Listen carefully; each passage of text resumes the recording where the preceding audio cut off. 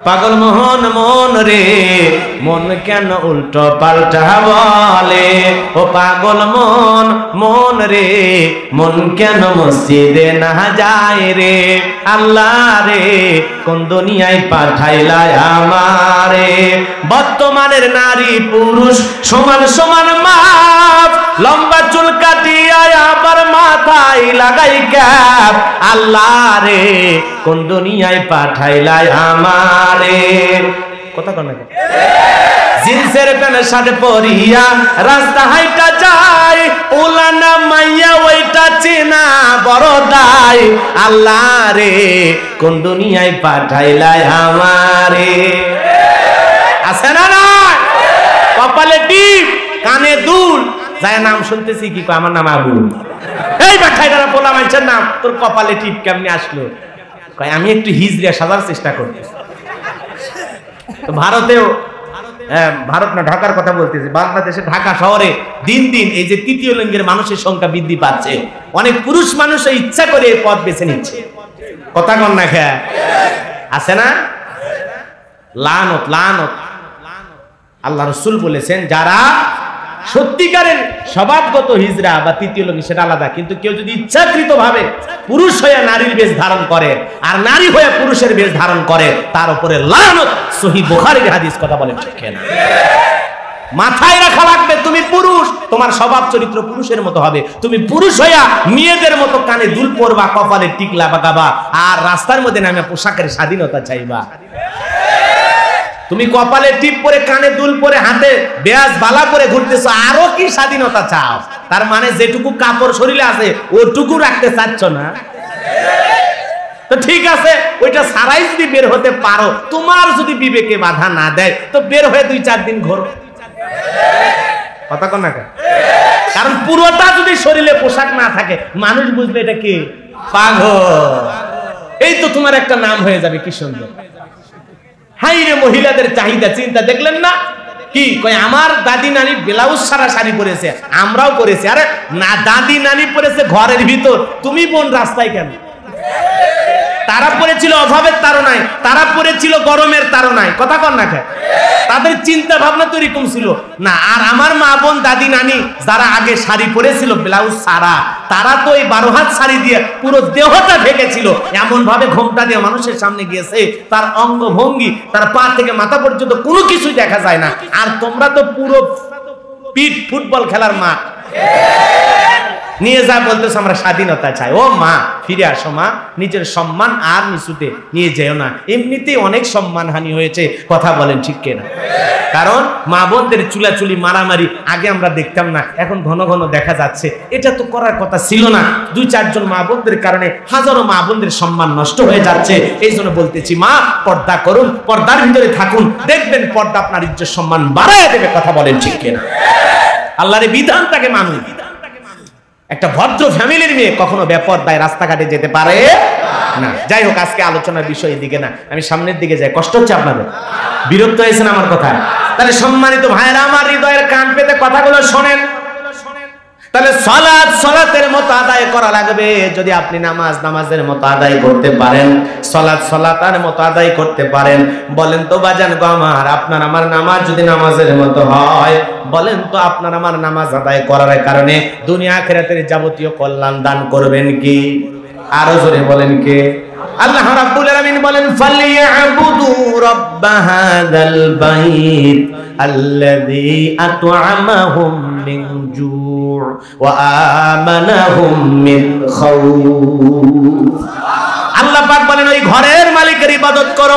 ইবাদত যদি ইবাদতের মতো করতে পারো, সিজদা যদি সিজদার মতো দিতে পারো, গোলামি যদি গোলামির মতো করতে পারো, আমি আল্লাহ পাক 2টা জিনিস তোমাদেরকে দুনিয়ার জমিনে দেব। 1 নাম্বার, বান্দা জীবনে কোনোদিন রিজিকের টেনশন করা লাগবে না। আমি আল্লাহ রিজিকের ব্যবস্থা করব, রিজিকের অভাব হবে না। বলুন আল্লাহু আকবার। আর 2 নাম্বার, বান্দা কোনো ভয় থাকবে না, সকল ভয় থেকে আমি আল্লাহ পাক নিরাপত্তা দেব। ও শেরপুরের মুসলমান বগুড়ার বাবাজি, বলেন তো আমাদের সমাজে ভয় আছে না নাই? শেরপুরে আপনার একটা দোকান আছে, বিকাশের দোকানদার, 3 লক্ষ টাকা নিয়ে রাত 2টার দিকে জোয়ানপুরে আসবেন, মনের মধ্যে একটা ভয়, টাকা নিয়ে বাড়ির পর্যন্ত যেতে পারবো নাকি পথের মধ্যে কোনো চোর বাটপার ছিনতাইকারীর হাতে পড়ে টাকাও হারাবো, জীবনটা হারাবো। আপনার আমার ভয় আছে না নাই? একই স্বরূপ, ভালো করে বলেন, একই চাকু একই ছুরি, এইটা দিয়া ডাক্তার অপারেশন করে রোগী বাঁচায়, আবার ওই একই ভারতের টাটা কোম্পানির চাকু নিয়ে রাস্তার মধ্যে দাঁড়ায়া ছিনতাই করে। আছে না নাই? আছে না নাই? এ বাজান গো আমার, বলেন তো এই ভয় থেকে আপনাকে আমাকে নিরাপত্তা দেবেন কি? মেয়েটা কলেজে গেল, একা একা ফিরবে নাকি জামাই সাথে নিয়ে আসবে? ভয় আছে না নাই? মেয়েটা স্কুলে গেল, কলেজে গেল, কালো লালসার শিকার হবে কিনা, ধর্ষণ হয়ে রাস্তাঘাটে পড়ে থাকবে কিনা, বাবা মার এরকম দুশ্চিন্তা ভয় আছে না নাই? এই দুশ্চিন্তা থাকবে না, এই ভয় থাকবে না যখন দুনিয়ার সব মানুষ আল্লাহর কাছে মাথা নত করে আল্লাহকে সিজদা দেবে।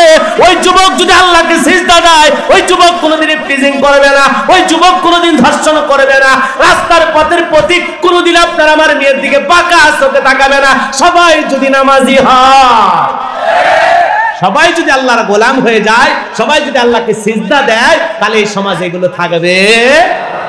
এক নাম্বার গুনাহ বলি, নামাজ নামাজের মতো পড়া লাগবে।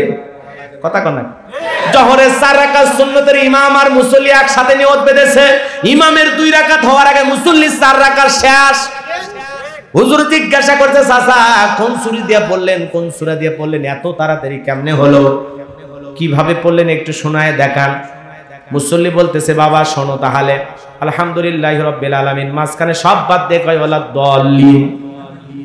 হুজুর বলল, বাবা চাচা মাঝখানে কিছুই বুঝলাম না। কয় অত বুঝার জ্ঞান আছে আপনার, এই জন্য তো আপনার স্পিড কম, আমার স্পিড বেশি। কারণ ইমাম হলে কি হবে, আপনার চর্চা কম, আমার চর্চা বেশি। এই জন্য তো কিছু বেনামাজি, কিছু মূর্খ মানুষ আছে, তারা হঠাৎ করে সভাপতি হয়ে যায় মসজিদে, হঠাৎ করে সেক্রেটারি হয়ে যায়, সুদ ঘুষ খায়, একটু টাকাওয়ালা হয়েছে, ওরাই তখন ইমাম আর মুয়াজ্জিমের দাম দিতে চায় না। একটা বেয়াদবের ভিডিও দেখলাম, একটা মসজিদের ইমামকে, একটা মসজিদের হুজুরকে ধইরা মানে ঘাড় ধাক্কা দিয়ে পিটাচ্ছেন, তার উপরে নির্যাতন করতেছেন। অনেক মসজিদের কমিটি আছে, সভাপতি সেক্রেটারি এমন লোক, ওদের নাম তো বলাই যাবে না, প্রকাশও করা যাবে না, ওরা হুজুরের সাথে এমন আচরণ করে, বাড়ির চাকর বাকরের চাইতে খারাপ ব্যবহার করে। কথা বলেন ঠিক না? আমি সেই ভিডিও ফুটেজ থেকে অবাক হয়ে গেলাম যে একজন বৃদ্ধ মানুষ, এরকম একটা ইমাম সাহেব, একটা মসজিদের মুয়াজ্জিন, ফ্যান বন্ধ করতে যদি একটু লেট হয়ে যায়, এসি বন্ধ করতে যদি একটু দেরি হয়ে যায়, ট্যাপ ছেড়ে দিয়েছে, ওই মোটরের সুইচ বন্ধ করতে দেরি হয়ে গেলে এমন ব্যবহার করে, আর ব্যবহার দেখে বোঝা যায় সমাজের সবচাইতে ছোট লোক, অভদ্র মানুষ সভাপতি সেক্রেটারি হয়েছে। কথা বলে ঠিক না? আরে মানুষের ভুল হতে পারে, এসি বন্ধ করতে 5 মিনিট লেট হতে পারে, তাই বলে আপনি ইমামের সাথে মুয়াজ্জিমের সাথে এই খারাপ ব্যবহার করবেন, ইমাম মুয়াজ্জিমকে গলা ধাক্কা দিবেন, তার দিকে থাপ্পড়ের হাত বাড়াবেন, মরার আগে তোর ওই হাতের অবস্থা খারাপ হয়ে যাবে। কথা কর না কেন? এই জন্য মসজিদ শুধু পরিষ্কার করার দায়িত্ব ইমাম মুয়াজ্জিমের না, প্রত্যেকটা মুসল্লির, প্রত্যেকটা মসজিদ কমিটির লোকের। মসজিদ 2-4 দিন সাফ করেন, দিলের ভিতরে ময়লা থাকলে আল্লাহ ওইটাও সাফ করে দেবে। কথা কয়, মসজিদের সভাপতি হয়েছে উনি ইমাম আর মুয়াজ্জিনের উপরে চেয়ারম্যানি, এমপিগিরি, মাতবাড়ি করার জন্য। উনি সভাপতি হয়েছে, উনি বুঝতেছে না যে ইমাম মুয়াজ্জিমের চাইতে এই মসজিদ পরিষ্কার পরিচ্ছন্ন রাখার পিছনে আমার দায়িত্ব আরো বেশি। হুজুর তো লিডার, ইমাম মুয়াজ্জিম ওনাদের সম্মান বেশি। আমি এক গ্রামের সাধারণ মানুষ, আমাকে সবাই সভাপতি বানাচ্ছে, আমারই দায়িত্ব মসজিদ ঝাড়ু দেওয়া, আমারই দায়িত্ব টাইলস পরিষ্কার করা, ফাজলামি করা। সভাপতির পদ পায় ফাজলামি করা হুজুরের সাথে। প্রত্যেকটা মসজিদের সভাপতি সেক্রেটারি যদি মসজিদ ঝাড়ু দিতে, পরিষ্কার করতে, আর ভালো হতো না?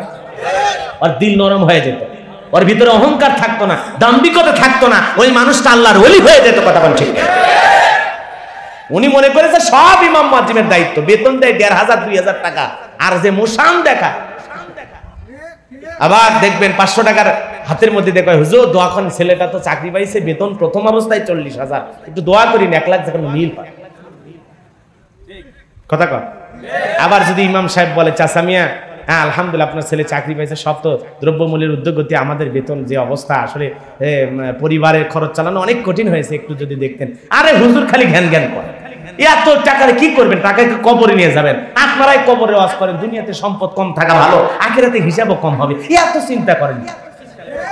দেখছেন আর ওর ছেলে 40,000 পায়, 1 লাখ জন বেতন হয়, সেই দোয়া চাচ্ছে। আর হুজুরের 2,000-3,000 টাকা বেতন, ওইটা 5-10,000 টাকা করে দিবে, এই চিন্তা ভাবনাই মসজিদ কমিটির নাই। কথা কোন ঠিক? আল্লাহ রাব্বুল আলামিন বলেন, আল্লাযীনা ইসতামিউনাল কাওলা ফায়াত্তাবিউনা আহসানাহু উলাইকাল্লাযীনা হাদাহুমুল্লাহু ওয়া উলাইকা হুম উলুল আলবাব। আল্লাহ রাব্বুল আলামিন বলেন, শুধু কোরআনের কথাগুলো শুনলে হবে না, এখান থেকে যেটা ভালো কথা, উত্তম কথা, সুন্দর কথা, সেটা গ্রহণ করার নিয়ত করা লাগবে। কি করা লাগবে? জোরে বলেন, কি করা লাগবে? যদি আপনি কোরআনের কথাগুলো শ্রবণ করার পর এখান থেকে ভালোটা গ্রহণ করার সিদ্ধান্ত নেন, যদি মনে করেন না এখান থেকে কথাগুলো আমি আমল করব, আমার আল্লাহ রাব্বুল আলামিন বলেন, উলাইকাল্লাযীনা হাদাহুমুল্লাহু, আমি আল্লাহ পাক তাদের জন্য হিদায়াতের রাস্তা সহজ করে দেব। বলুন সুবহানাল্লাহ। শুধু তাই নয়, আমার আল্লাহ রাব্বুল আলামিন বলেন, ওয়া উলাইকা হুম উলুল আলবাব, কোরআন থেকে কেবলমাত্র তারাই উপদেশ গ্রহণ করে যারা হলো বুদ্ধিমান। বলুন আল্লাহু আকবার। এই জন্য ভালো কথাগুলো গ্রহণ করতে হবে, খালি শুনে প্যান্ডেলে রাখলে হবে না, বাড়ি পর্যন্ত নিয়ে যাওয়ার দরকার আছে না নাই? আর বাড়ি পর্যন্ত যদি নিয়ে যাওয়ার নিয়ত করি, হেদায়েতের রাস্তা চলতে আল্লাহ রাব্বুল আলামিন সেই পথটাকে কি করে দেবেন? সহজ করে দেবেন। বলুন আল্লাহু আকবার। আল্লাহ পাক আমাদের সবাইকে সঠিক বুঝ দান করুন, জোরে বলুন আমিন। আর আল্লাহ আয়াতের শেষে বললেন, বুদ্ধিমান যারা তারাই কোরআনের উপদেশ গ্রহণ করে। বলেন আল্লাহু আকবার। আপনারা সবাই বুদ্ধিমান তো? বগুড়ার মানুষ অনেক চালাক, অবশ্যই বুদ্ধিমান, নিঃসন্দেহে বুদ্ধিমান, নাকি বলেন? তাহলে আমরা কথা বলবো পবিত্র কুরআনুল কারীমের 23 নম্বর সূরা, সূরার নাম আল মুমিনুন। কি নাম? একটু মনে রাখবেন, কারণ শেরপুর উপজেলায় এই বছরে বেশ কয়েকটি দাওয়াত আছে। যদি আপনারা মনে রাখতে পারেন আমার জন্য উপকার হবে। অন্য কোনো মাহফিলে গেলে ডাইরেক্ট বলবেন, হুজুর ওই যে জোয়ানপুর, ওই জায়গায় আপনি আলোচনা করেছিলেন সূরা আল মুমিনুন থেকে, মনে থাকবে তো ইনশাআল্লাহ? তাহলে সূরার নাম কি? আর বলেন, সূরার নাম কি?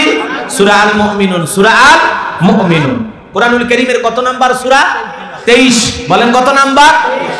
18 নাম্বার পারায় আছে, প্রথম 18 নাম্বার পারার প্রথম সূরা এটা। আর নাম্বারের দিক দিয়ে কত নাম্বার? 23 নাম্বার। মোট আয়াত আছে 118। কত? 118। রুকু আছে 6টি। বিশ্বনবীর মাক্কি জিন্দেগিতে এই সূরাটি নাজিল হয়েছে। আমরা এখান থেকে প্রাণ ভরে আলোচনা করব ইনশাআল্লাহ। ইনশাআল্লাহ। কষ্ট হবে আপনাদের?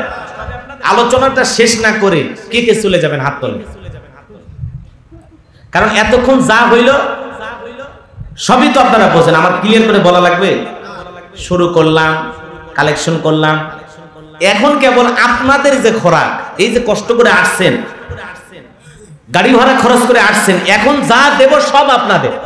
কথা বলেন, এখন যা বলবো সব আপনার আর আমার জন্য। এতক্ষণ যা হয়েছে সব বরবাদ, নাকি বলেন? সব বরবাদ না, এতক্ষণ যা হয়েছে সেটা ছিল প্রয়োজন। একটা প্রতিষ্ঠান চালাইতে গিয়ে একটু কালেকশনে বিশাল আয়োজন করতে গিয়ে খরচ হয়েছে, এজন্য আমরা এতক্ষণ এগুলো করলাম। কিন্তু এটা আমরা সময় অপচয় করি না। আপনারা যে এতক্ষণ সময় দিয়েছেন, বলেন তো এই সময় কি একটা মিথ্যা কথা বলতে পারছেন? কথা কন না। গুনাহ করতে পারছেন? কাউরে গালি দিতে পারছেন? কারোর সাথে প্রেম করতে পারছেন? তাহলে এই যে সময়টা আপনারা দিলেন, অন্তত এই কয়েক ঘন্টা আপনি গুনাহ থেকে বেঁচেছিলেন, আলহামদুলিল্লাহ বলবেন না? এইটাই তো জীবনের বড় পাওয়া, যে মাগরিব থেকে এখন পর্যন্ত যে আমরা গুনাহ থেকে এই জায়গায় বেঁচেছিলাম, এটা আল্লাহর শুকরিয়া। কারণ আমরা যে জায়গায় বসে আছি দুনিয়ার সবচেয়ে ভালো জায়গা, নাম হলো জান্নাতের বাগান। বলেন আল্লাহু আকবার। তো চলুন আমরা আলোচনা শুরু করি ইনশাআল্লাহ। সূরা আল মুমিনুন, এই সূরাতে আল্লাহ রাব্বুল আলামিন আয়াত দিয়েছেন কয়টি? 118। রুকু আছে কয়টি? 6টি। শুরু করলাম, নাকি বলেন? কষ্ট হবে না তো? জবান ছেড়ে সবাই আমার সাথে শেষ পর্যন্ত থাকবেন। যারা যারা একবার হাত তুলে খালি ওয়াদা দেন, একবার হাত তুলে ওয়াদা দেন, হুজুর আমরা শেষ পর্যন্ত আছি ইনশাআল্লাহ। আল্লাহ কবুল করুন, জোরে বলুন আমিন। এরপরে যদি ওয়াদা ভঙ্গ করেন সেটা আপনাদের ব্যাপার, আমার তাতে যায় আসে না। জবান ছেড়ে সবাই বলুন আউযু বিল্লাহি মিনাশ শাইতানির রাজীম বিসমিল্লাহির রাহমানির রহিম। বিতাড়িত মুর্দার শয়তানের কাছ থেকে আল্লাহ পাকের কাছে আশ্রয় প্রার্থনা চাচ্ছি। পরম করুণাময় অসীম দয়ালু আল্লাহর নামে শুরু করছি। সূরা আল মুমিনুন। আল্লাহ রাব্বুল আলামিন বলেন قد أفلح المؤمنون। আরো জোরে বলুন আল্লাহু আকবার। তাহলে সূরার নাম কি? আরো জোরে বলুন সূরার নাম কি? সূরা আল মুমিনুন। বলেন তো বাজান গো আমার, এই সূরাটি নাজিলের শানে নজুল আছে না নাই? আরো জোরে বলেন আছে না নাই? নবীজির প্রিয় সাহাবী হযরত ওমর ফারুক রাদিয়াল্লাহু তাআলা বলেন, আমি মৌমাছির বনবন আওয়াজ শুনলাম, ডানে তাকায় মৌমাছি নাই, বামে তাকায় মৌমাছি নাই। বিশ্বনবীর চেহারা মোবারকের দিকে তাকায় দেখি নবীজি ফিসফিস করে কি যেন তিলাওয়াত করতেছেন। হযরত ওমর ডেকে বলেন, আমার বোঝার বাকি রইল না, আসমান থেকে নবীজির উপরে কোরআনুল কারীম নাজিল হচ্ছে। বলুন আল্লাহু আকবার। তাহলে মৌমাছির বনবন আওয়াজ হইলে কোরআনুল কারীম নাজিল হয়। দপ্তরে ছুটির ঘন্টায় বাড়ি মারে টন টন আওয়াজ হইলে, এরকম শব্দ হইলে কোরআনুল কারীম নাজিল হয়। বলুন আল্লাহু আকবার। শুধু তাই নয় বাজান গো আমার, নবীজি যখন ঘোড়ার উপরে থাকতেন, ওই সময় যদি নবীজির উপরে ওহী নাজিল হইতো, কোরআনুল কারীম নাজিল হইতো, ওহীর ওজনে ওহীর ভারে ঘোড়ার পা গুলো বালুর ভিতরে ডেবে যেত। আল্লাহু আকবার। নবীজি যখন উটের উপরে থাকতেন, ওই সময় যদি কোরআনুল কারীম নাজিল হইতো, ওহীর ভারে উটের মাথা জমিনের সঙ্গে লেগে যেত। শুধু তাই নয়, আম্মা জান আয়েশা রাদিয়াল্লাহু তাআলা আনহা বলেন, প্রচন্ড ঠান্ডা শীতের রজনীতেও যদি নবীজির উপরে কোরআনুল কারীম নাজিল হইতো, কোরআনুল কারীম রিসিভ করতে গিয়ে নবীজির শরীর মোবারক ঘেমে যেত, শরীর দিয়া টপ টপ করে ঘাম ঝরতো। বলুন আল্লাহু আকবার। নবীজির একজন সাহাবী বলেন, নবীজি আমার রানীর উপরে মাথা রেখে আরাম ফরমাচ্ছেন, ওই সময় কোরআনুল কারীম নাজিল হওয়া শুরু হয়ে গেল, জিবরাইল ওহী নিয়ে হাজির হয়ে গেল। যখন নবীজি কোরআনুল কারীম রিসিভ করলেন, ওই সময় আমার কাছে মনে হলো আমার রানটা ফেটে যাবে। আমার মনে হয় আমার রানের উপরে পাহাড় চেপে ধরা হয়েছে। যতক্ষণ নবীজি কোরআনুল কারীম রিসিভ করলেন, আমার কাছে এইরকম ওয়েট মনে হলো, ওজন মনে হলো। বলুন আল্লাহু আকবার। বলেন তো বাজান, তাহলে কোরআনুল কারীম রিসিভ করতে গিয়ে কষ্ট আছে না নাই? জোরে বলেন আছে না নাই? জীবনের প্রথম কোরআনুল কারীম রিসিভ করতে গিয়ে নবীজির শরীর মোবারকে জ্বর পর্যন্ত এসেছিল। কথা বলেন ঠিক কিনা? থরথর করে কেঁপেছিলেন মুহাম্মদ রাসূলুল্লাহ সাল্লাল্লাহু আলাইহি ওয়াসাল্লাম। দীর্ঘ 23টি বছর কোরআনুল কারীম রিসিভ করতে গিয়ে নবীজি কত কষ্ট সহ্য করেছেন। আর আমরা ইমদাদিয়া লাইব্রেরি কাগজের কোরআন ছাপায় দিয়েছে 150-200 টাকা দাম দিয়া, বাড়ির ঘরে ঘরে তুলে রাখছি, ধুলাবালি ময়লা পড়ে গেছে। নিজের অন্তরটা যেরকম গুনার ময়লা দিয়ে ছয়লাভ, কোরআনুল কারীমের উপরে দুনিয়ার ধুলাবালির ময়লা পড়ে গেছে। ওই কোরআন যতদিন না পড়বেন, ওই কোরআন যতদিন না বুঝবেন, অন্তরের ময়লা সাফ হওয়ার কোনো সম্ভাবনা নাই। কথা বলেন ঠিক কিনা? কোরআন রিসিভ করতে গিয়ে রাসূলের কত কষ্ট হইছে, আর আমরা এত সুন্দর কোরআন পৃষ্ঠাকারে সুন্দর করে পাইছি। এরপরে আমাদের দিলে কোরআনের জন্য মহাব্বত নাই, কোরআনের কোনো সম্মান মর্যাদা কপাল পরা মুসলমান আজও বুঝলো না। এমনও মুসলমান এই জায়গায় বসে আছে, এই কিতাবটা জীবনে কোনোদিন স্পর্শ করেনি। এর কথা কন নাকি আপনারা? তো সব জায়গায় যেতে পারো, সমস্যা নাই। কোরআনের কাছে আসবেন, আপনি আলোকিত হবেন। আপনাকে আলোর পথ, আপনাকে অন্ধকার থেকে সুন্দর পথ দেখানোর জন্য আল্লাহ পাক এই কিতাবটি নাজিল করেছেন। কথা বলেন ঠিক কিনা? মিনাজ যুলুমাতি ইলান নূর, অন্ধকার থেকে আলোর পথ দেখাবেন এই কোরআন। কথা বলেন ঠিক কিনা? কুফরির অন্ধকার থেকে, শিরিকের অন্ধকার থেকে, বেদাতের অন্ধকার থেকে, সকল পাপাচার, অন্যায়, অবিচার থেকে আপনাকে একটা আলোকিত সমাজ, আলোকিত মানুষ করার জন্য আল্লাহ পাক এই কিতাবটি নাজিল করেছেন আপনার আমার সংবিধান হিসাবে। কথা বলেন ঠিক কিনা? রাগ করতেছেন আমার কথায়? আমার ভাইরা হৃদয়ের কান পেতে কথাগুলো শুনে যান, লম্বা হয়ে যাবে, আমি লম্বা করতে পারবো না। নবীজির সাহাবী হযরত ওমর ফারুক রাদিয়াল্লাহু তাআলা আনহু বলেন, নবীজি কোরআনুল কারীম রিসিভ করা শেষ হয়ে গেল, সাহাবায়ে সাহাবায়ে কিরামদের দিকে মুখ ঘোরাইয়া নবীজি ডেকে বলেন, ও আমার সাহাবীরা, এইমাত্র আসমান থেকে জিবরাইল এসে আমার উপরে সূরা আল মুমিনুনের 10টি আয়াত কারিমা নাজিল করে আমাকে জানায় দিয়ে গেলেন, ও নবী গো, এই 10টি আয়াতের ভিতরে আল্লাহ রাব্বুল আলামিন তার আদরের বান্দা, তার মুমিন বান্দাদের জন্য 7টা গুণাবলী নিয়ে আলোচনা করেছেন। কোন মুমিন যদি 7টা গুণে গুণান্বিত হতে পারে, 7টা গুণ অর্জন করতে পারে, 7টা গুণ দিয়ে তার জীবন সাজাইতে পারে, আল্লাহ রাব্বুল আলামিন বলেন, উলাইকা হুমুল ওয়ারিসুন আল্লাযীনা ইয়ারিসুনাল ফিরদাউস হুম ফিহা খালিদুন। আল্লাহ রাব্বুল আলামিন তাকে জান্নাতুল ফিরদাউসের উত্তরাধিকারী বানায় দিবেন, বলুন আল্লাহু আকবার। জান্নাতুল ফিরদাউসের উত্তরাধিকারী আল্লাহ পাক তাকে বানায় দিবেন যে বান্দা এই 7টা গুণ অর্জন করতে পারবে, বলুন আল্লাহু আকবার। বাবা মারা গেলে ওয়ারিশ সূত্রে সন্তান যেরকম সম্পত্তির ভাগ পায়, কোন মুমিন যদি এই 7টা গুণ অর্জন করতে পারে, আল্লাহ রাব্বুল আলামিন তাকে জান্নাতুল ফিরদাউসের উত্তরাধিকারী বানায় দিবেন, বলুন আল্লাহু আকবার। কষ্ট পাইছেন? আজকে মুসলমান সামান্য সম্পদের জন্য মানুষ মারামারি করতেছে, কথা কম না খায়। এই যে বরগুনায় মুরব্বী মানুষ রাগ হয়ে গেছে, এত রাগ, বাবার কবর ভাঙা শুরু করছে। খবরে দেখেন নাই? বাবার কবর ভাঙা শুরু করছে, বাবার কবরে স্যান্ডেল দিয়ে আঘাত করে শুধুমাত্র সম্পদের কারণে, যে বাবা যদি আমার এত সন্তান জন্ম না দিত, আমি বড় ছিলাম, আমি একা ছিলাম, সব সম্পদ আমার হইতো, আর বাবা এত সন্তান জন্ম দিয়েছে বিদায় ভাই বোনদেরকে সম্পদের ভাগ দেওয়া লাগতেছে, এটাই বাবার অপরাধ। এই রাগে বাবার কবর ভাঙতে যায়, এর আগে বাবার কবরে স্যান্ডেল দিয়ে বাড়ায়, এমনকি মসজিদে দাঁড়ায়া মানুষের কাছে বলেছে, আমার ভুল হয়েছে, আমার মাফ করে দেন। কথা কর না কেন? চিন্তা করছেন সম্পদের কত লোক মৃত বাবার কবর পর্যন্ত ভাঙতে চায়, কথা কয় না কেন? সম্পদের লোভ আমাদের সমাজে আছে না নাই? বাবা যদি সম্পত্তির ভাগ বন্টন না করে মারা যায়, দেখবেন ওই বাবার লাশ নিয়ে টানা হেসরা করে নাকি সম্পদ দিয়ে, কথা কর না কেন? বলে আগে সম্পদের ভাগ হবে, এরপরে বাবার লাশ দাফন হবে। চেয়ারম্যান মেম্বার সবাইকে ডাক দেয় যে চেয়ারম্যান সাহেব কি হয়েছে, বাবা তো মারা গেছে, তো কি হয়েছে, সম্পদ তো আমাদেরকে বুঝাই দিয়ে যায় না, এজন্য বাবার লাশ দাফন পরে হবে, আগে সম্পত্তির বন্টন হবে, ভাগ বাটোয়ারা হবে, আগে সম্পদ আমাদেরকে বুঝাই দেন, এরপরে মানুষ তো মরে গেছে, 2 ঘন্টা পরে দাফন করলে কি সমস্যা? আরে বেয়াদব, তোর 2 ঘন্টা পরে সম্পদ নিলে সমস্যা কোথায়? ও বাবার লাশ 3 দিন রাখে, 2 দিন রাখে, আগে সম্পদ বুঝায় নেয়, এরপরে লাশ দাফন করে। এরকম নেককার না কুলাঙ্গার সন্তান দুনিয়াতে আছে না না? শেরপুরে না, এটা গ্যারান্টি দিয়ে বলতে পারি, কারণ শেরপুরের মানুষ আল্লাহর ওলি, নাকি বলেন?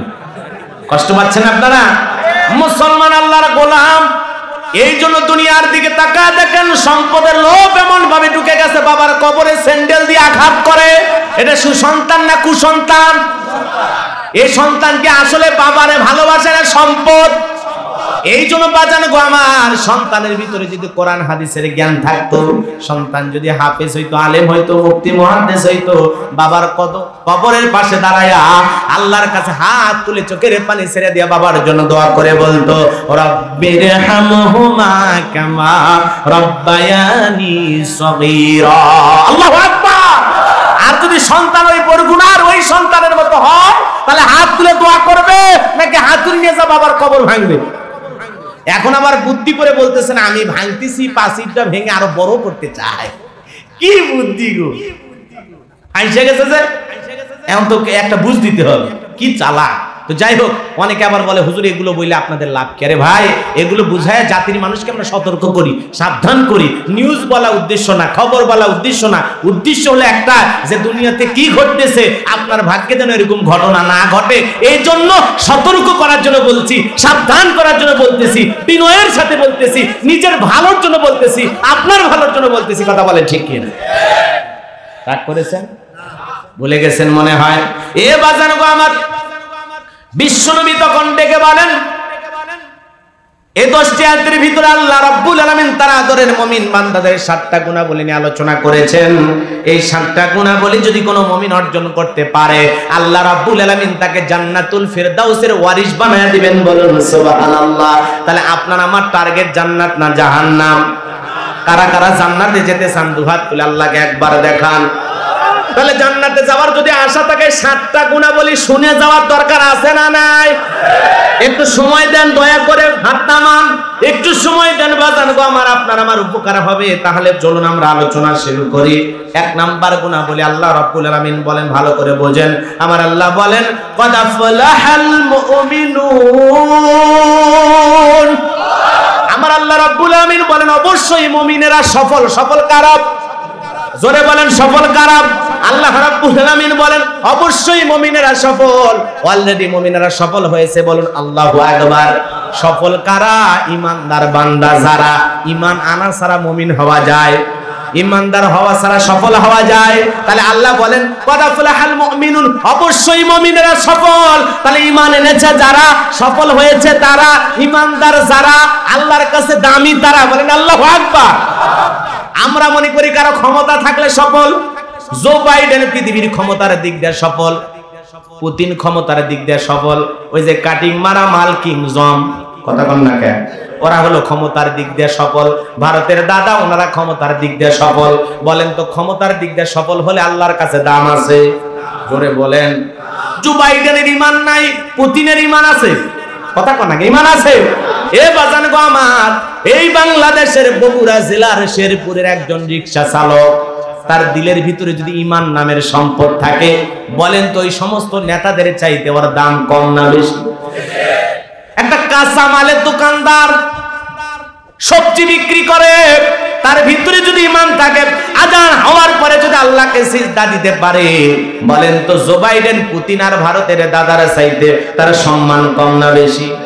তার দাম আল্লাহর কাছে কম না বেশি?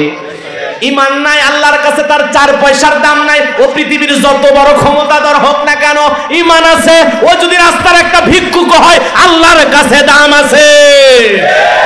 একটু অল্প বুঝে নেন, বেশি বলতে পারবো না। রাগ করতেছেন? ঈমান আছে, আপনার দাম আছে। আপনার ঈমান না, আল্লাহর কাছে 4 পয়সার দাম নাই। আপনি যত বড় ক্ষমতাধর হন, যত বড় টাকাওয়ালা হন, কথা বলে ঠিক কিনা? তা আমরা মনে করি যার টাকাও আছে, ক্ষমতা আছে, ওরা মনে হয় সফল। এই পৃথিবীর দিকে তাকায় দেখেন, কেউ ক্ষমতার দিক দিয়ে সফল, কেউ টাকার দিক দিয়ে সফল, কেউ যশ খ্যাতি সুনাম অর্জন করেছে।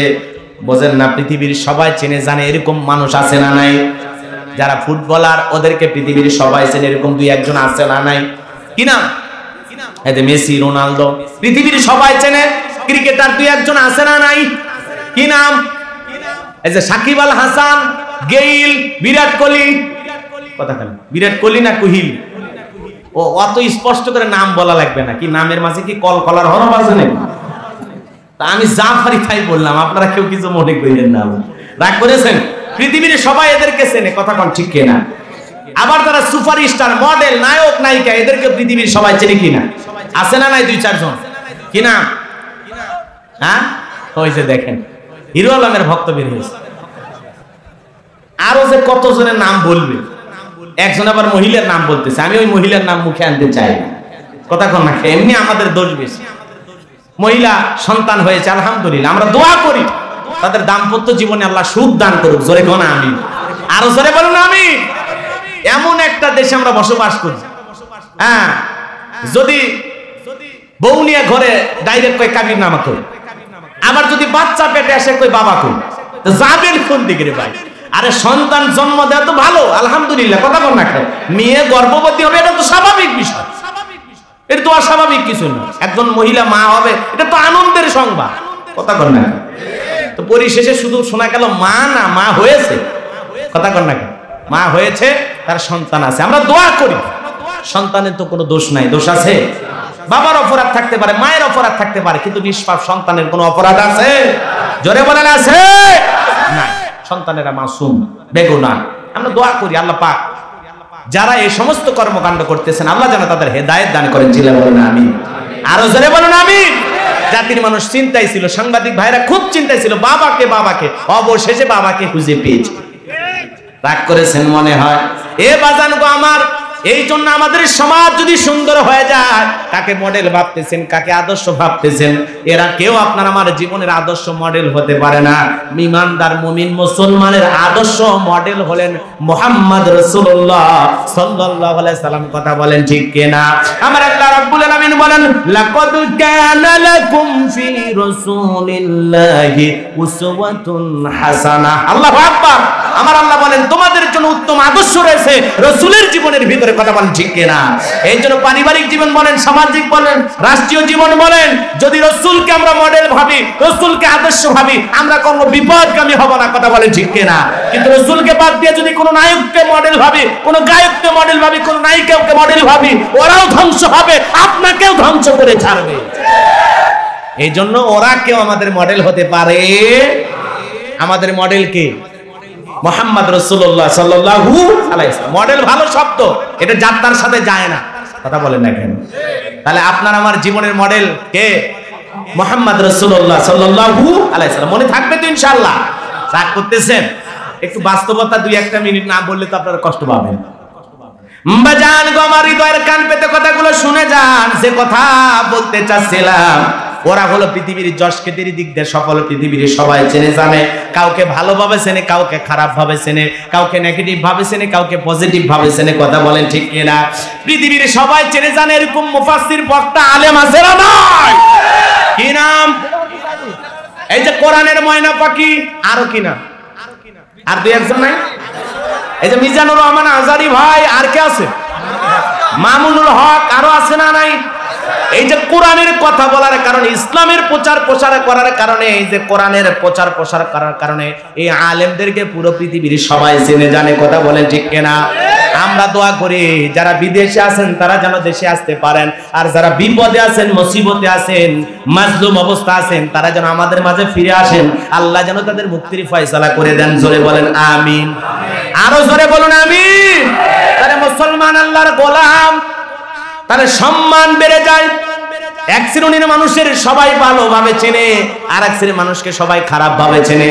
আমার মূল যে বিষয়টা ছিল, পৃথিবীর কেউ টাকার দিক দিয়ে সফল, কেউ ক্ষমতার দিক দিয়ে সফল, কেউ যশখ্যাতি অর্জন করেছে, পৃথিবীর সবাই চেনে জানে এরাও সফল।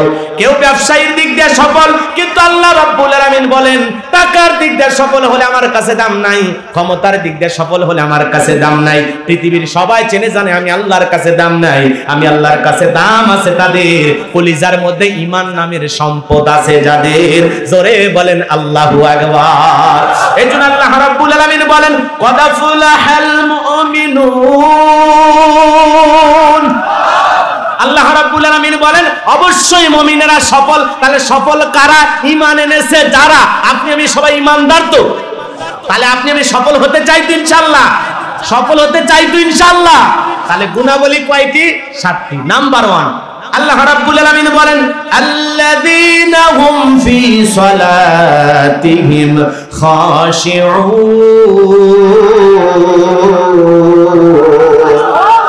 আল্লাহ রাব্বুল আলামিন বলেন, মুমিন বান্দার 1 নাম্বার গুণাবলী, যারা নিজেদের সালাত বিনয়ের সহিত, নম্রতার সহিত, খুশি খুশি ভাব নিয়ে আদায় করে। তাহলে বলেন তো বাজান, সালাত আদায় করতে হবে দিলের মধ্যে ভয় নিয়ে কার? আরো জোরে বলেন কার?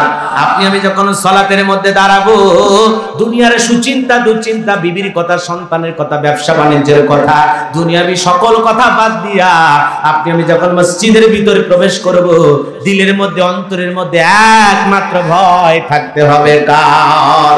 আইয়ুহাল্লাযীনা আমানুত্তাকুল্লাহ। এই ইমানদারগণ, আমি আল্লাহকে ভয় করো, হাক্কা তুকাতিহি, ভয় করার মতো ভয় করো, যেভাবে ভয় করা উচিত সেইভাবে আল্লাহকে ভয় করতে হবে। এ বাজান গো আমার, এইজন্য আল্লাহ রাব্বুল আলামিন বলেন, আল্লাযীনা হুম ফি সালাতিহিম খাশিউন, যারা নিজেদের সালাত বিনয়ের সহিত, নম্রতার সহিত, খুশি খুশি ভাব নিয়ে আদায় করে। আপনি আমি যখন সালাতের মধ্যে দাঁড়াবো, দুনিয়ার কোনো চিন্তা, কোনো খেয়াল, কোনো কথা মনের মধ্যে রাখা যাবে না। দুনিয়ার সব কথাকে মসজিদের বাইরে রেখে একমাত্র আল্লাহর ভয়ে আল্লাহর সামনে দাঁড়াইতে হবে। আপনি আমি যখন মসজিদের ভিতরে নামাজ আদায় করার জন্য দাঁড়ায় যাব, সালাত আদায় করার জন্য যখন দাঁড়িয়ে যাব, মনের মধ্যে এই চিন্তা নিয়ে আসা লাগবে, মনের মধ্যে এই খেয়ালটা নিয়ে আসা লাগবে, আমি সালাত আদায় করতেছি, আমার আল্লাহ আমাকে দেখতেছেন, বলেন আল্লাহু আকবার। মনের মধ্যে এই খেয়াল নিয়ে আসা লাগবে, আমি নামাজ আদায় করতেছি, আল্লাহ আমার সামনে দাঁড়িয়ে আছেন, বলেন আল্লাহু আকবার। এরকম ভয় নিয়ে আসা লাগবে দিলের ভিতরে, এরকম চিন্তা আপনাকে করতে হবে। আপনি আমি যখন সালাতের মধ্যে দাঁড়াবো নামাজ আদায় করার জন্য, মনে মনে এই চিন্তা করা লাগবে, জোহরের নামাজ আমার জীবনের শেষ নামাজ, আমি আসর পর্যন্ত দুনিয়াতে নাও বাঁচতে পারি।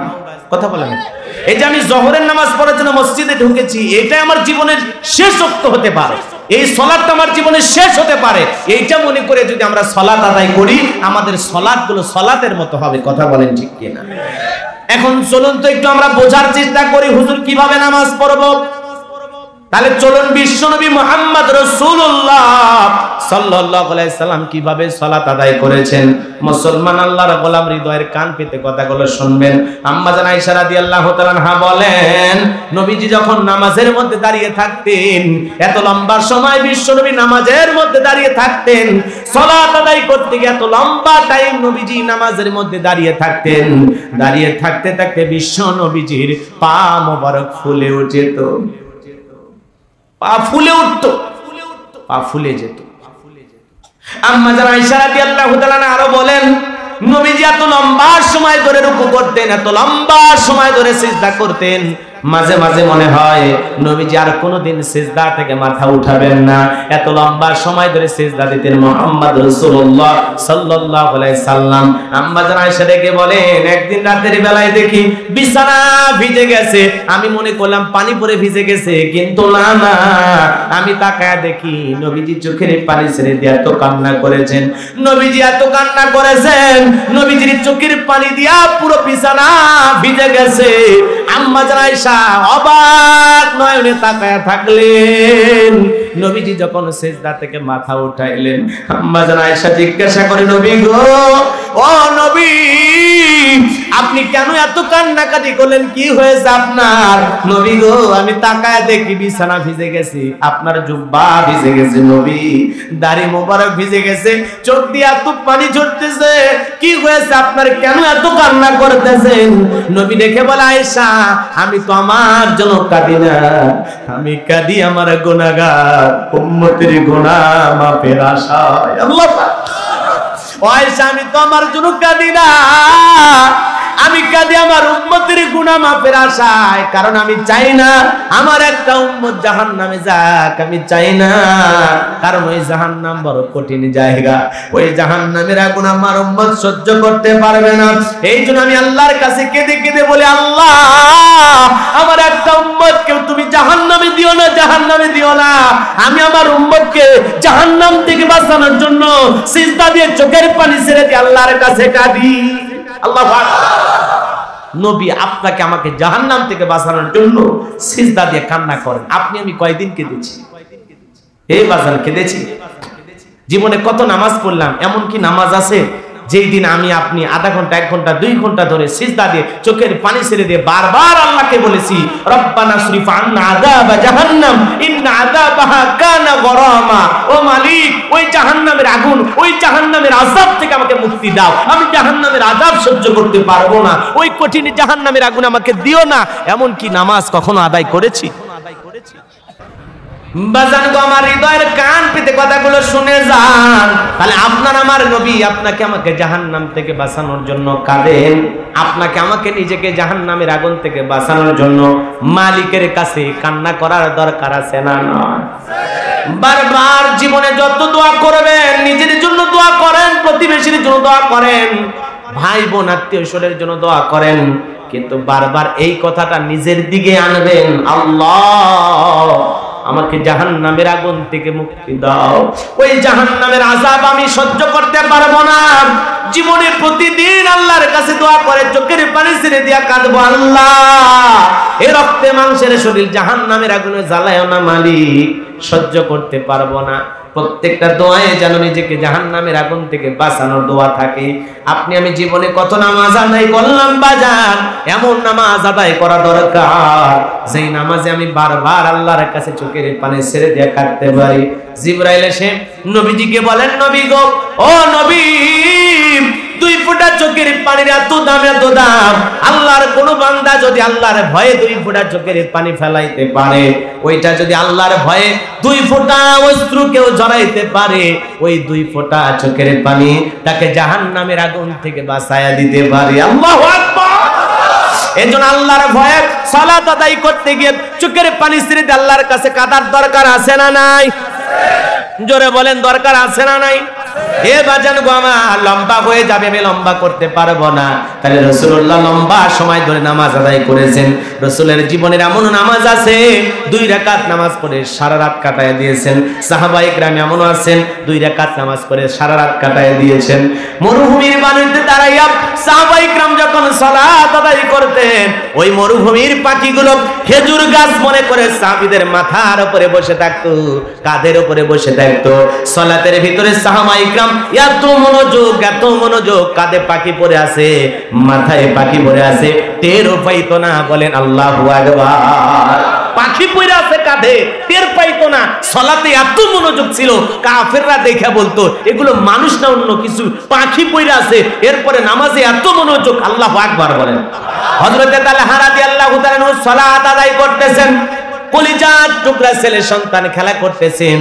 পাহাড় থেকে একটা সাপ এসে সন্তানকে পেঁচিয়ে ধরলেন। স্ত্রী মানুষজনকে ডাকলেন, সন্তানকে বিপদ মুক্ত করলেন। হযরত তালহা রাদিয়াল্লাহু তাআলা নামাজ শেষে জিজ্ঞাসা করলেন, বিবিরে, বাড়িতে এত মানুষজন দেখা যায়, ব্যাপারটা কি বুঝতে পারলাম না। হযরত তালহার স্ত্রী ডেকে বলে, স্বামী গো, আপনি যখন সালাত আদায় করতেছেন, আপনার চোখের সামনে আপনার সন্তান খেলা করতেছিল, বিষাক্ত সাপ এসে সন্তানকে পেঁচিয়ে ধরেছিল, আমি মানুষজনকে ডেকে সন্তানকে বিপদ মুক্ত করলাম। ও স্বামী, আপনার চোখের সামনে এত ঘটনা ঘটে গেল, আপনি কি কিছুই বলতে পারেন না? হযরত তালহা রাদিয়াল্লাহু তাআলা বলেন, বিবি রে, নামাজের মধ্যে মন যদি এদিক সেদিক চলে যায়, তাহলে নামাজ তো আর নামাজ থাকে না। আল্লাহু আকবার। তাহলে তাদের সালাতে কতটা মনোযোগ ছিল, কতটা মনোযোগ। পাখি পড়লেও টের পায় না, সন্তানকে সাপে ধরলেও টের পায় না। কি মনোযোগ নিয়ে সালাত আদায় করতেন, বলেন আল্লাহু আকবার। আর হযরত আলীর কথা তো আপনারা সবাই জানেন। যুদ্ধের ময়দানে তীর ঢুকে গেছে, তীর টান দিলে কষ্ট পায়। আল্লাহ রাসূল বলেন, সালাতের জন্য সবাই দাঁড়িয়ে যাও। একজন সাহাবীকে বললেন, আমার জামাই আলী যখন সিজদায় যাবে, তীরটা ধরে টান দিয়ে। 2 রাকাত নামাজ, প্রথম রাকাত শেষ হয়ে গেল, দ্বিতীয় রাকাতের দ্বিতীয় সিজদায় যখন চলে গেছেন, ওই সাহাবী কাতারের ফাঁক দিয়ে ঢুকে হযরত আলীর পা থেকে তীর টান দিয়েছেন। রাসূলুল্লাহ নামাজ শেষে জিজ্ঞাসা করলেন, আলী, নামাজের আগে তীর টান দিলে তুমি কষ্ট পাইলা, নামাজের সময় যখন তীর টান দিলে তখন তুমি কোথায় ছিলা? হযরত আলী রাদিয়াল্লাহু তাআলা বলেন, নবী গো, আমি যখন সিজদায় চলে যাই, আমার মনের ভিতরে এই খেয়ালটা আসে, আমি মনে হয় সিজদা এই জায়গায় দিতেছি না। আমার মন ডেকে বলে, আমি সিজদা দিতেছি মাওলা পাকের আরশে আজিমে যায়, আল্লাহর কুদরতি কদমে। বলেন আল্লাহু আকবার, আল্লাহু আকবার। সাহাবায়ে কেরাম সালাত আদায় করেন, সিজদায় মন চলে যায় আরশে আজিমে, সিজদায় মন চলে যায় মালিকের কাছে। আর আপনি আমি সালাত আদায় করি, সিজদায় মন চলে যায় বগুড়া শহরে, সিজদায় মন চলে যায় ভারতের বর্ডারে। কথা কন। আপনি আমিও নামাজের মধ্যে খেয়াল করি, কিন্তু আপনার আমার মন খালি ছটপটায়। কথা বল না কেন? কারণ আমাদের মন নামাজের মধ্যে থাকে না। একটা গবেষণায় বলা হয়েছে 8 সেকেন্ড, কয় সেকেন্ড? 8 সেকেন্ড তো কিছু কিছু মুসল্লিদের মন নামাজের মধ্যে থাকে না। 8 সেকেন্ড তো স্থির হয়ে থাকে না। কয় সেকেন্ড? তাহলে চিন্তা করেন আমরা কি নামাজ, আমাদের মন খালি ছটপট করে। কারণ আমাদের কি মন? পাগল মন। আমাদের আবেগ বেশি না? এই জন্য তো বিদেশের সব মেয়েরা বাংলাদেশে আসতেছে, কারণ বাংলাদেশের ছেলেরা এখন প্রেমিক পুরুষ। বিশ্বের কোন দেশে যদি প্রেমের প্রতিযোগিতা হইতো, বাংলাদেশ চ্যাম্পিয়ন হয়ে যেত। এই ছেলেরা এত পারে। মালয়েশিয়ার তরুণী চলে আসতেছে, লন্ডনের মেয়ে চলতেছে, আমেরিকার মেয়ে চলে আসতেছে, ভুটানের মেয়ে চলে আসতেছে, ভারতে আবার এই দেশের ছেলে চলে যা ব্যর্থ হয়ে চলে আসতেছে, ভারতের ছেলে আবার এই দেশে আসতেছে। আহ, কি প্রেম! কথা কন না? এই সমাজে এগুলো আছে না? না আছে না? না। যুবক, একটু অপেক্ষা করো, 4 নাম্বার গুণাবলীতে তোমাদের আলোচনা আছে। যদি থাকো তো হবে, কপালে জুটবে, আর না হলে তো জুটবে না। তাহলে ভালো করে খেয়াল করে শোনেন, নামাজের মধ্যে আমাদের মন কি মন? পাগল মন। কি মন? কথা কন না কেন? পাগল মোহন মন রে, মন কেন উল্টো পাল্টা বলে? ও পাগল মন মন রে, মন কেন মসজিদে না যায় রে? আল্লাহ রে কোন দুনিয়ায় পাঠাইলা আমারে? বর্তমানের নারী পুরুষ সমান সমান মাপ, লম্বা চুল কাটিয়া আবার মাথায় লাগাই ক্যাপ। আল্লাহ রে কোন দুনিয়ায় পাঠাইলা আমারে? কথা কন না? জিন্সের প্যান্ট শার্ট পরিয়া রাস্তা হাইটা যায়, ওলানা মাইয়া ওইটা চেনা বড় দায়। আল্লাহ রে কোন দুনিয়ায় পাঠাইলা আমারে? আছে না না? কপালে টিপ, কানে দুল, যায় নাম শুনতেছি কি কয় আমার নাম আবু। এই বাঠাইটারা পোলা মানুষের নাম, তোর কপালে টিপ কেমনে আসলো? কয় আমি একটু হিজড়িয়া সাজার চেষ্টা করতেছি। ভারতেও, ভারত না ঢাকার কথা বলতেছি, বাংলাদেশে ঢাকা শহরে দিন দিন এই যে তৃতীয় লিঙ্গের মানুষের সংখ্যা বৃদ্ধি পাচ্ছে। অনেক পুরুষ মানুষ ইচ্ছা করে এই পথ বেছে নিচ্ছে। কথা কন না খেয়া? আছে না? লানত লানত। আল্লাহ রাসূল বলেছেন যারা সত্যিকারের স্বভাবগত হিজড়া বা তৃতীয় লিঙ্গ সেটা আলাদা, কিন্তু কেউ যদি ইচ্ছাকৃত ভাবে পুরুষ হয়ে নারীর বেশ ধারণ করে আর নারী হয়ে পুরুষের বেশ ধারণ করে, তার উপরে লানত। সহিহ বুখারীর হাদিস। কথা বলেন ঠিক না?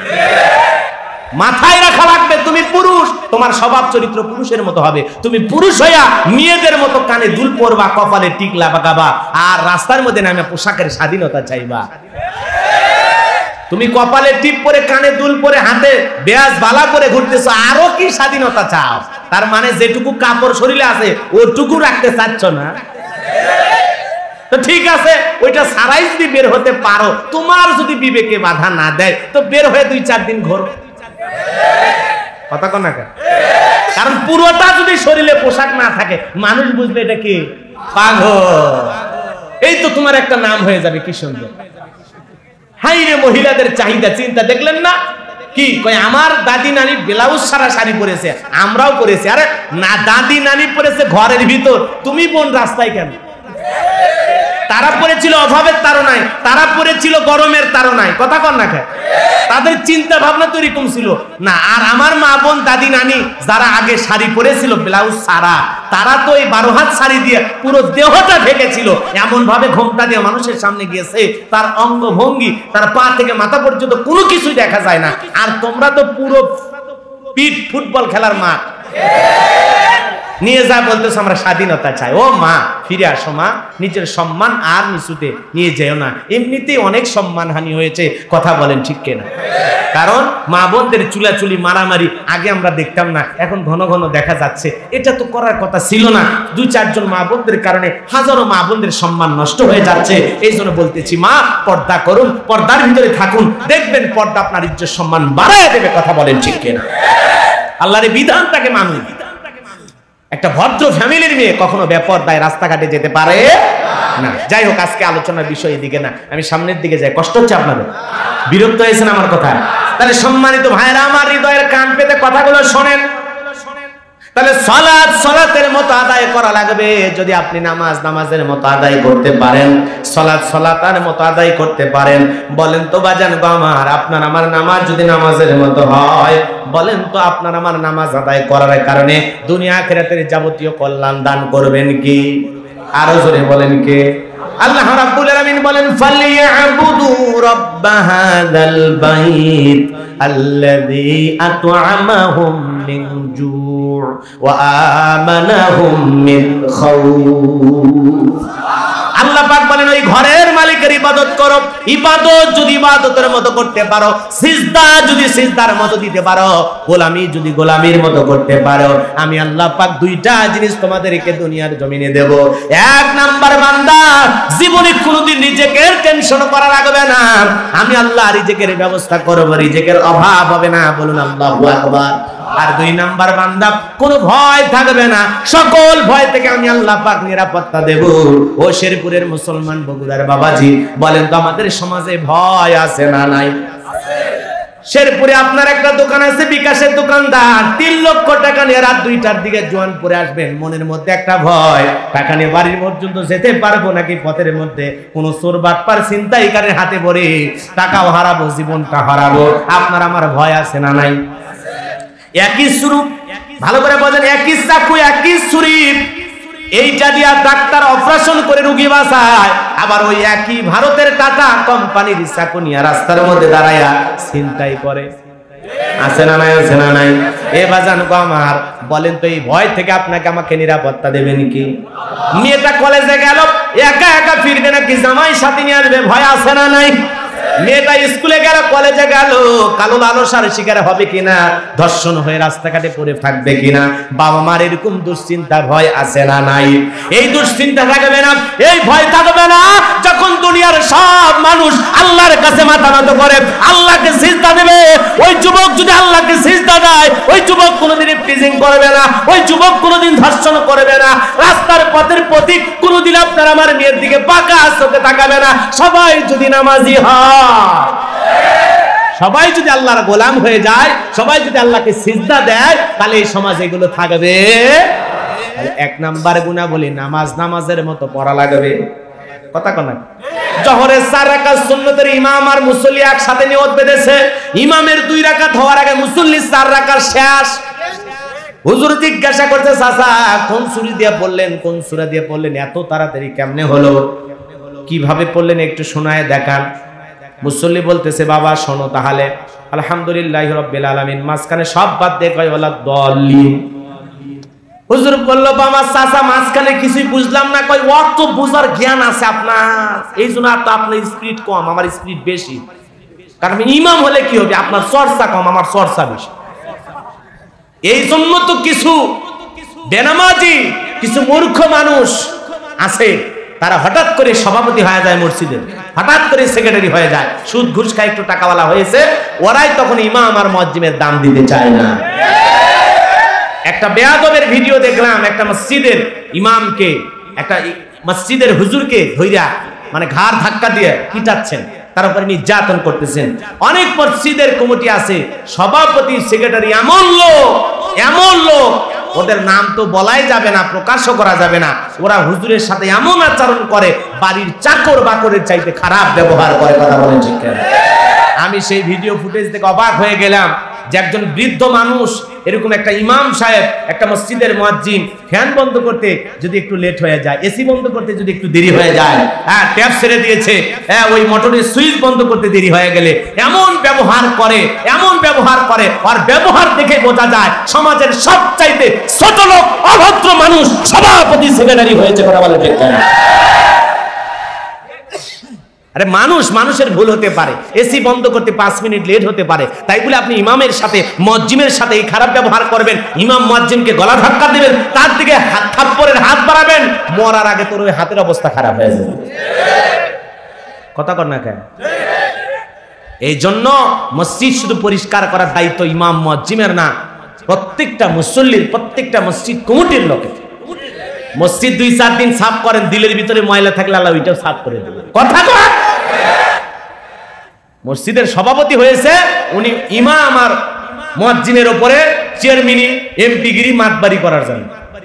উনি সভাপতি হয়েছে, উনি বুঝতেছে না যে ইমাম মুয়াজ্জিমের চাইতে এই মসজিদ পরিষ্কার পরিচ্ছন্ন রাখার পিছনে আমার দায়িত্ব আরো বেশি। হুজুর তো লিডার, ইমাম মুয়াজ্জিম ওনাদের সম্মান বেশি। আমি এক গ্রামের সাধারণ মানুষ, আমাকে সবাই সভাপতি বানাচ্ছে, আমারই দায়িত্ব মসজিদ ঝাড়ু দেওয়া, আমারই দায়িত্ব টাইলস পরিষ্কার করা, ফাজলামি করা, সভাপতির পদ পায় ফাজলামি করা হুজুরের সাথে। প্রত্যেকটা মসজিদের সভাপতি সেক্রেটারি যদি মসজিদ ঝাড়ু দিতে, পরিষ্কার করতে, আরো ভালো হতো না? আর দিল নরম হয়ে যেত, ওর ভিতরে অহংকার থাকতো না, দাম্ভিকতা থাকতো না, ওই মানুষটা আল্লাহর ওলি হয়ে যেত। কথা বল ঠিক। উনি মনে করেছে সব ইমাম মুয়াজ্জিমের দায়িত্ব, বেতন দেয় 1500-2000 টাকা, আর যে মোশান দেখা। আবার দেখবেন 500 টাকার হাতের মধ্যে দেখবে, হুজুর দোয়া করেন, ছেলেটা তো চাকরি পাইছে, বেতন প্রথম অবস্থায় 40,000, একটু দোয়া করি 1 লাখ যখন মিল হয়। কথা কর। আবার যদি ইমাম সাহেব বলে, চাচা মিয়া হ্যাঁ আলহামদুলিল্লাহ আপনার ছেলে চাকরি পাইছে, সব তো দ্রব্যমূল্যের ঊর্ধ্বগতি, আমাদের বেতন যে অবস্থা, আসলে পরিবারের খরচ চালানো অনেক কঠিন হয়েছে, একটু যদি দেখতেন। আরে হুজুর খালি ঘ্যান ঘ্যান করে, এত টাকারে কি করবেন? টাকাকে কবরে নিয়ে যাবেন, আপনারাই কবরে ওয়াজ করেন, দুনিয়াতে সম্পদ কম থাকা ভালো, আখিরাতে হিসাবও কম হবে, এত চিন্তা করেন।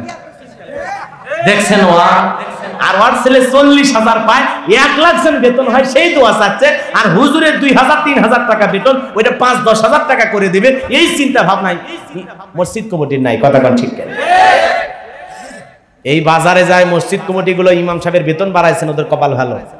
আর যারা এই অবস্থার মধ্যে ইমাম মসজিদের প্রতি জুলুম করেছেন, আল্লাহ আছে, জবাব একদিন দেয়া লাগে। আল্লাহ হেদায়েত দান করুক, জোরে কোন আমি। আরে কারেন্ট হলে সবচেয়ে বড় শত্রু, এলে ওয়াজ বন্ধ করে দিই।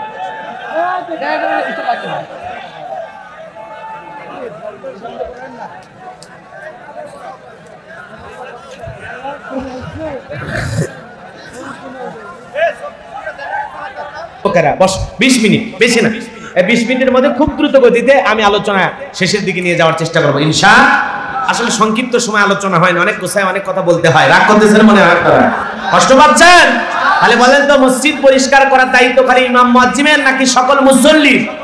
মসজিদ কমিটির যারা থাকবে সবার। কথা বলেন ঠিক কি না? আমরা সবাই আল্লাহর বান্দা, সবার মধ্যে তাকওয়া থাকতে হবে, সবার মধ্যে খালি খোদাভীতি থাকতে হবে। খালি ইমাম মুয়াজ্জিম ভালো হলে হবে না, আমাদেরকেও ভালো হওয়া লাগবে। কথা বলেন ঠিক কি না? আর ভালো মানুষ যতদিন সভাপতি সেক্রেটারি না হবে, ততদিন মসজিদগুলো দুর্নীতি মুক্ত হবে না। কথা বলেন ঠিক কি না? কারণ ইমাম মুয়াজ্জিম হক কথা তখনই বলতে পারবে যখন ওই মসজিদের সভাপতি সেক্রেটারি হবে আল্লাহওয়ালা। তখন বলবে হুজুর বিসমিল্লাহর বা থেকে শুরু করে সূরা নাসের সিন পর্যন্ত কোরআন হাদিসে যা আছে সব আপনি বলবেন, হক কথা বলবেন, কোনো ভয় করবেন না। মসজিদের ইমামতি করা মানে কমিটির গোলামি করা না। কথা বলেন ঠিক কি না? এইজন্য হক কথা বলতে হবে। হুজুর আপনি হক কথা বলবেন, তাহলে বোঝা যায় মসজিদ কমিটি ভালো। আর যারা বলবে হুজুর সুদের ওয়াজ করবেন না, ঘুষের ওয়াজ করবেন না, পর্দার ওয়াজ করবেন না, হ্যাঁ ইসলামের এগুলো বিষয় তুলে ধরবেন না, তাহলে বোঝা যায় ও নিজেও মুনাফিক বেঈমান হবে, হুজুরে ওইটা বানান। কথা বল না? এই জন্য বাজান, নামাজ আল্লাহ রাসূল সিজদা দিয়েছেন, কাফেররা উটের ভুঁড়ি চাপায়া দিয়েছে। কথা বল না? তাহলে রাসূল সিজদা, আর কাফেররা কি দিয়েছে পুরস্কার? কথা বল না? উটের ভুঁড়ি চাপায়া দিয়েছে, যাতে ওই ভুঁড়ির নিচে চাপা পড়ে বিশ্বনবীর বিদায় হয়। কাফেরদের ষড়যন্ত্র কত মারাত্মক। আর এখন আপনি আমি হুজুর ইমামতি করি, মসজিদে সুন্দর ফ্যান ঘরে, হুজুর যখন একটু গরম বক্তৃতা দিতে চায়, হুজুর বুঝতে পারছি ফ্যানে কাজ হচ্ছে না, এসি লাগায় দিলাম। এসি লাগায় দেয় বলে হুজুর তাও ঠান্ডা ওয়াজ করেন। কথা বল না? এরপরে হুজুর যখন মাঝে মাঝে বিদ্যুৎ চলে যায়, এসিও বন্ধ, ফ্যানও বন্ধ, তখন হুজুর একটু গরম ওয়াজ করতে চায়, তখন বলে হুজুর আইপিএস এর ব্যবস্থা, জেনারেটরের ব্যবস্থা, তাও আপনি ঠান্ডা থাকেন। কথা কন না? এই হলো সমাজের হালচাল। কষ্ট হলো আপনাদের? বিরক্ত হয়েছেন? তাহলে সিজদা সিজদার মতো, সালাত সালাতের মতো সময় দিয়ে নামাজ পড়া লাগবে। 2-3 মিনিটে নামাজ পড়লে হবে না, সময় নিয়ে নামাজ আদায় করতে হবে। 4 রাকাত নামাজ পড়তে যদি 10 মিনিট যায়, যাক না বাজান, একটু রুকু সিজদা সুন্দর করে করেন, তিলাওয়াত গুলো সুন্দর করে করেন, সালাত সুন্দর করে আদায় করার আল্লাহ পাক আমাদের তৌফিক দান করুন। চিল্লা বলুন আমিন। নামাজ পড়তে হবে কি নিয়া? সময় নিয়ে, সময় নিয়ে। কথা কন না কেন? ওই 31 বেজে গেছে, হুজুরক বলবেন 1 মিনিট লেট হয়ে গেল, মনে হয় দুনিয়া ভেঙে গেছে একদিন, 1 মিনিট। কথা বলেন? এই জন্য মসজিদে গিয়ে সময় দিয়ে সালাত আদায় করবেন। 2 রাকাত নামাজ পড়তে কমপক্ষে 5-7 মিনিট চেষ্টা করবেন যে 2 রাকাত সালাত 5-7-10 মিনিটের মধ্যে আদায় করা। 4 রাকাত নামাজ 10-15 মিনিট সময় লাগানোর চেষ্টা করবেন। কথা কি বোঝা গেল? আল্লাহ আমাদের তৌফিক দান করুন। জোরে বলুন আমিন।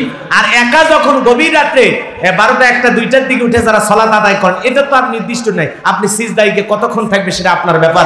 2 রাকাত পড়বেন না, 4 রাকাত পড়বেন না, 8 রাকাত পড়বেন, এটা আপনার ব্যাপার। কত লম্বা সময় ধরে ফজর পর্যন্ত পড়বেন কিনা এটা আপনার সময়। তবে মনে রাখবেন, এই দুনিয়াতে কম ঘুমাইয়া একটু আল্লাহকে বেশি বেশি যদি সিজদা দিতে পারি, পরকালে জান্নাতের সুখ আপনার আমার ভাগ্যে অপেক্ষা করতেছে। কথা বলেন ঠিক কিনা? এই জন্য দুনিয়াতে আসছি পরকালের কিছু সম্বল, পরকালের কিছু সঞ্চয় নিয়ে দেওয়ার জন্য। কথা বলেন ঠিক কিনা? আল্লাহ আমাদের বোঝার তৌফিক দান করুন। জোরে বলুন আমিন। তাহলে নামাজ পড়বো কার ভয়ে? সময় নিয়ে। মনে থাকবে তো ইনশাআল্লাহ? আল্লাহ তৌফিক দান করুন। চিল্লায় বলুন আমিন। 2 নাম্বার গুণাবলী, ওয়াল্লাযীনা হুম আনিল লাগবি মুরিদুন। মুমিন বান্দার 2 নাম্বার গুণাবলী, অনার্থক কথাবার্তা বলা যাবে না। জবান আছে থেকে উল্টাপাল্টা কথা বলবেন, বলা যাবে না, কারণ জবানের হিসাব দেওয়া লাগবে কার কাছে? এক জায়গায় বসে 2-3 ঘন্টা গল্প করে, দুনিয়ার সব গল্প উনি করে এক জায়গায় বসে, একবারও আল্লাহর নাম নেয় না। এরকম মুসলমান আছে না নাই? কথা বলেন আছে না নাই? মুমিন জবান দিয়ে সেই কথা বলবে যে কথা বললে সব হয়, উল্টা পাল্টা কথা বলা যাবে না, কারণ এই জবানের হিসাব একদিন দেওয়া লাগবে কার কাছে? আরো জোরে বলেন কার কাছে? এই জন্য আল্লাহ রাসূল বলেছেন, দুইটা জিনিসের যদি তোমরা হেফাজত করতে পারো, একটা হলো দুই চলের মাঝখানে, এটা কি জিহ্বা, আর দুইয়ের মাঝখানে তোমাদের লজ্জাস্থান, এই দুইটার যদি হেফাজত করতে পারো, আমি রাসূলুল্লাহ তোমাদের জান্নাতের জিম্মাদারি নিলাম। বলুন আল্লাহু আকবার। তাহলে জবান দিয়ে কথা বলার আগে হিসাব করে বলার দরকার আছে না নাই? তাহলে অনার্থক আজে বাজে আলতু ফালতু গল্প গুজব করা যাবে? মুমিন জবান দিয়ে সেই কথা বলবে যে কথা বললে সব হয়। চুপ থাকাও নাজাতের লক্ষণ। অতিরিক্ত পেশাল পারেন কেন? আজে বাজে গল্প কেন করেন রে ভাই? চুপ থাকতে পারেন না আপনি? কথা বলেন এখন, চুপ থাকেন, এত কথা কেন বলেন? পুরো গ্রামের সব গল্প ওনার কাছে। বাপ রে বাপ, মনে হয় গীবত কমিটির সভাপতি বসে গেছে। আছে না নাই? রাগ করেছেন আপনারা? এত কথা আপনার মুখ থেকে আসে কেমন? আপনি পারেন কেমনে গো? চুপ থাকেন। কি থাকে? অমুক ভালো না, তমুক ভালো না, এ খারাপ সে খারাপ। উনি বিরাট বড় আল্লাহর ওলি, মনে হয় আব্দুল কাদের জিলানী ছোট ভাই ঘুরতেছে। খবর নিয়ে দেখেন ওই হারামি শয়তানের কালাতো। কথা কন না কে? আঙ্গুল খালি ওই দিকে দেন না, একটু এইদিকে দেন, তাহলে দেখবেন সব ক্লিয়ার। রাগ করেছেন?